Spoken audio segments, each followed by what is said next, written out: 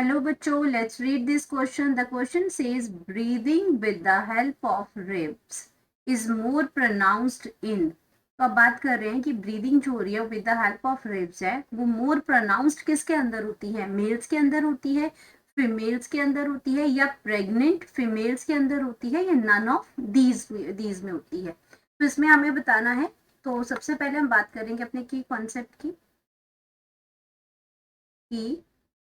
Concept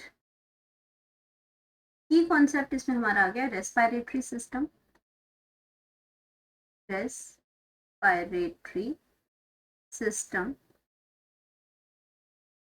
अब respiratory system हमारा क्या हो गया, लंग्स है. क्या इन्वॉल्व होते हैं, लंग्स होते हैं. और लंग्स भी क्या है, पेयर ऑफ लंग्स है हमारे पास. पेयर ऑफ लंग्स है, दो लंग्स होते हैं, एक राइट लंग होता है, एक लेफ्ट लंग होता है. एंड ये क्या कहाँ प्रेजेंट होते हैं, ये प्रोटेक्टेड कहाँ होते हैं, ये प्रेजेंट होते हैं थोरेसिक कैविटी में. थोरेसिक कैविटी में, थोरेसिक कैविटी के अंदर ये प्रेजेंट होंगे.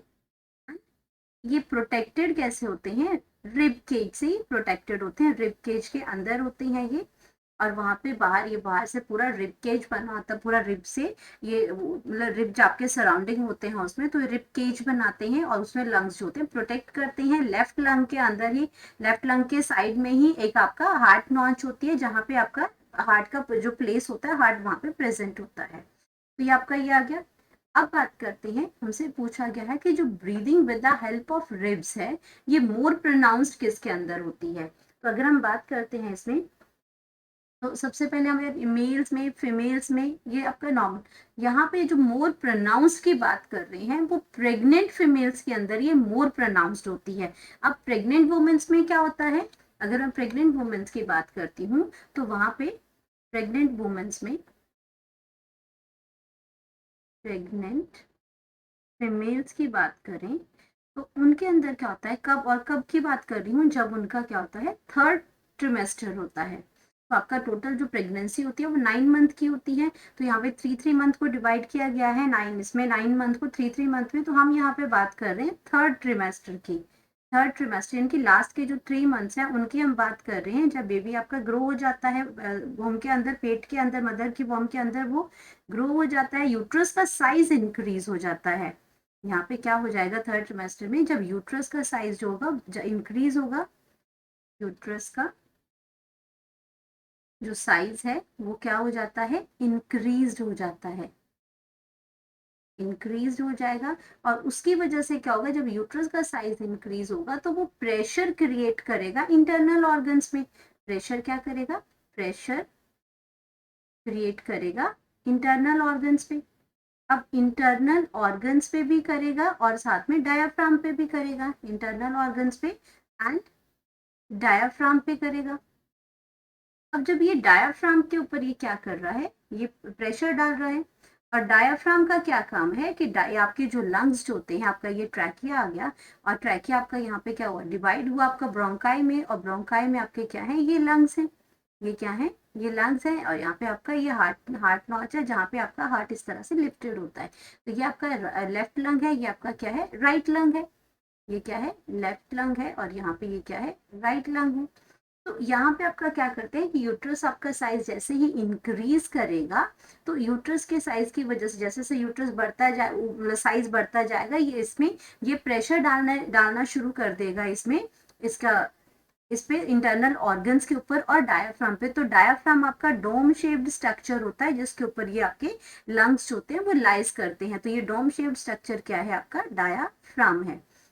तो अब ये आपका डायाफ्राम पे इसने क्या किया, प्रेशर डालना शुरू कर दिया. जब इसने प्रेशर डाला तो इसने क्या किया कि जैसे जैसे साइज बढ़ता गया तो वहां पे उसने रिस्ट्रिक्ट कर दिया, restrict the restrict the space. अब स्पेस कम हो गया लंग्स के लिए, restrict the amount of space,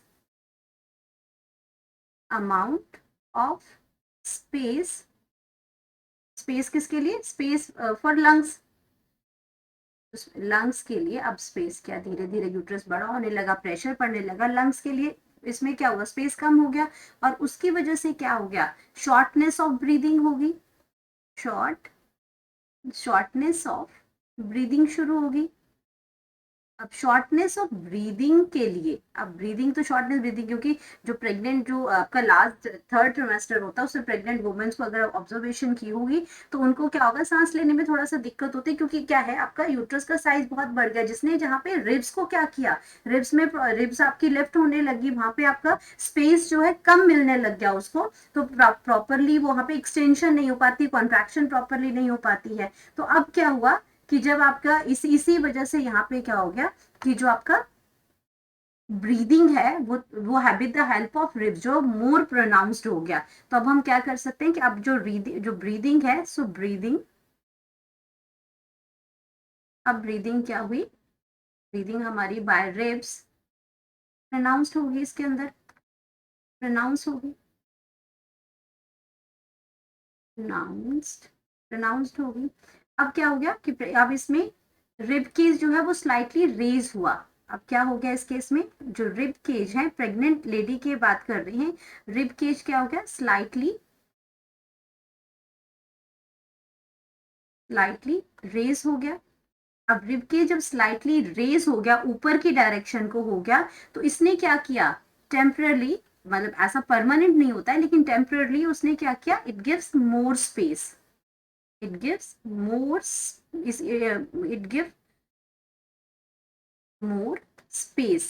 हम इसको क्या कहेंगे, इसने क्या दिया, मोर स्पेस दिया, मोर स्पेस दिया। मोर स्पेस किसके लिए, लंग्स के लिए, more space for lungs, for lungs. अब लंग्स को क्या मिला, ज्यादा स्पेस मिला, और उससे क्या हुई, जो ब्रीदिंग जो हुई, ब्रीदिंग जो हुई वो थोड़ी सी क्या हुई, इजी हुई, क्या हुई, ब्रीदिंग इजी हुई।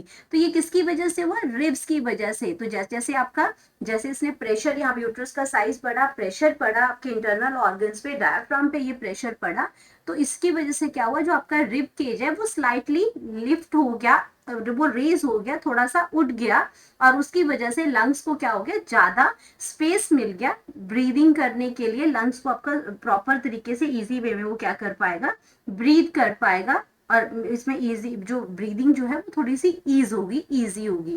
तो हमारे पास क्या हो गया, जो करेक्ट आंसर हमारे पास आ गया वो आ गया कि जो प्रेग्नेंट फीमेल्स हैं वहां पे जो ब्रीदिंग है वो with the help of the ribs जो है वो मोर प्रोनाउंस हो जाती है as compare to male and female. तो हम उसमें कह सकते हैं कि हमारा जो करेक्ट जो आंसर है वो आपका मेल भी नहीं होगा, फीमेल भी नहीं होगा, नन ऑफ दीज भी नहीं होगा।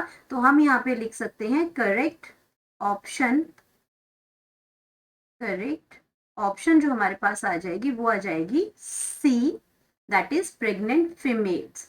Hope you understood it well. Best of luck.